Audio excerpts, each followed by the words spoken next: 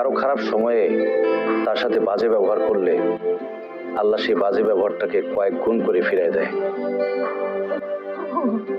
বাবারে, আমি তোর মা হয়ে তোর কাছে ক্ষমা চাইতেছি, তুই আমার ক্ষমা করে দিস। আম্মা, আপনি আমার কাছে ক্ষমা চাইেন না। সারাটা জীবন আমি আপনাকে নিজের মাই মনে করতাম, কিন্তু আপনি আমাকে কখনো নিজের ছেলে মনে করতেন না, সবসময় সৎ ছেলে মনে করতেন। ভুল হয়ে গেছে বাবা, এই জীবন আর কোনোদিন সেমন করবো না, আমি কোনোদিনও না। তুমি আমাকেও মাফ করে দাও ভাইয়া। মায়ের সাথে থাকতে থাকতে আমি কখনোই তোমার ভালো বোন হতে পারিনি। আমার তো ক্ষমা চাওয়ার কোনো মুখই নাই,